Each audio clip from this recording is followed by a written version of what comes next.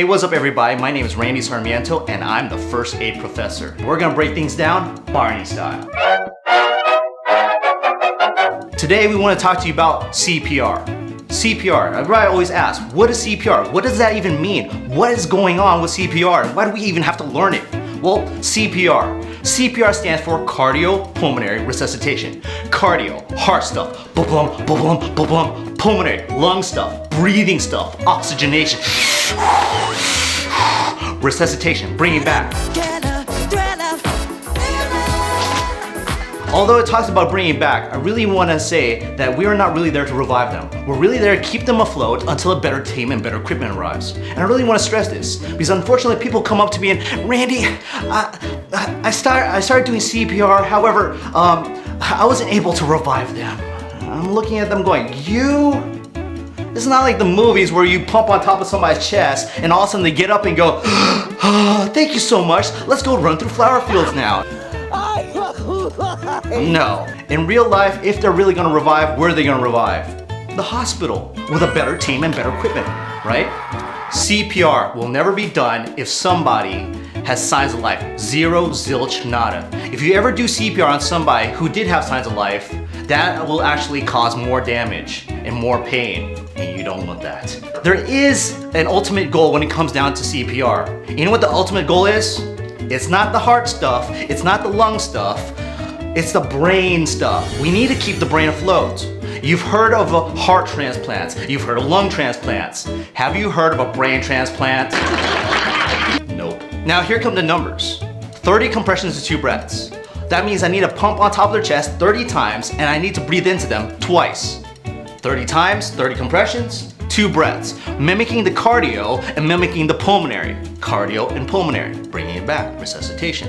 And now we have to pump at a good quick rhythm of 100 to 120 beats per minute. Yes, it is still the Bee Gees, Stay Alive.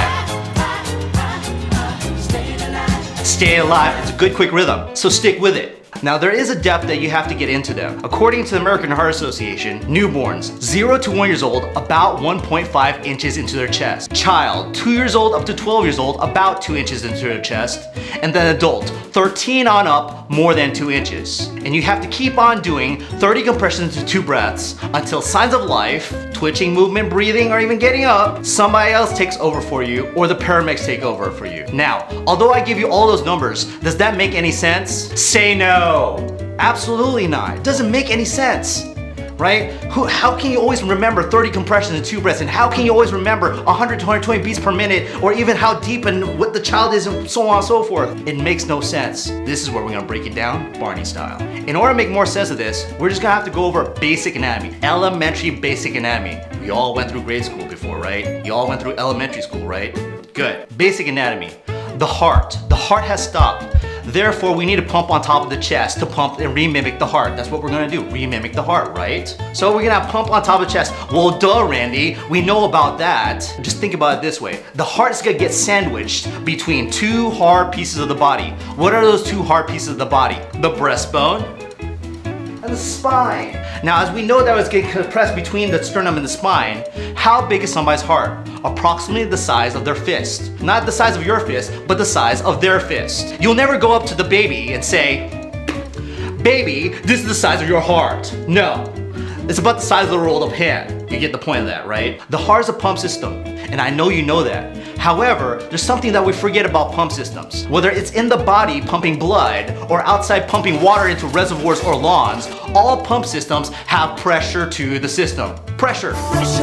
That's why every single time you go see a doctor, they're checking BP. What's BP? Blood pressure. Blood pressure is the key to CPR, and we have to remind ourselves how that blood pressure was built up within the body. And it's built up within the body within the 4 chambers of the heart. I know you know there are 4 chambers of the heart. However, there's something that we forget about when it comes to the 4 chambers of the heart. But let me remind you of the mechanism of the 4 chambers of the heart.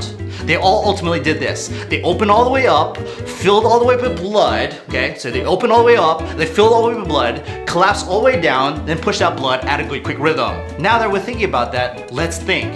What happens if you go a little too shallow into their chest? You don't go deep enough to flatten out the chambers to build enough pressure to get up to the brain. So we can't go too shallow. However, there's something that happens in real life. We get this adrenaline and we get the pumping a little too fast. Let's see what happens when we go too fast.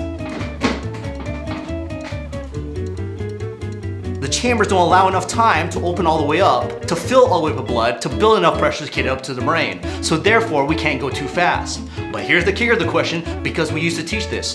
How come I cannot just go deep and slow? Answer, our body was not normally going that slow. We're trying to re-mimic what the body was normally doing, so our heart did not go that slow. Therefore, I do not have enough oxygen proficiency to keep the brain afloat. Does that make sense? Great. Now that we got that, 30 compressions to 2 breaths, pumping at 100 to 120 beats per minute makes more sense. We want you to understand it rather than just memorize the numbers. Because in real life, you never tell the difference between a 1-year-old and a 2-year-old. And in real life, the child one that goes 2 years old all the way up to 12 years old pisses me off. Why? Because I have an 11-year-old godson. The problem, he's Samoan. He's about the same height as me, has a fist about this big, and has a chest about this big. If I pump only 2 inches into his chest, I do nothing but tickle the poor boy. What about a small little grandma? Her fist only about that big. Are you gonna pump more than 2 inches into her chest? You will annihilate her. So again, they're all really guidelines. So let's recap. When it comes down to cardiopulmonary resuscitation, CPR, really what we're trying to do is we need to go deep enough to flatten out the chambers to build enough pressure to get it up to the brain. And we don't want just blood to brain again, we want proficient oxygenation up to the brain. And that's what's gonna keep people afloat. My name is Randy Sarmiento, I'm the first aid professor, and that's breaking it down Barney style. That's great information. However, you still need physical hands-on training. For more information about being certified, check out eagle1cpr.com and like my page.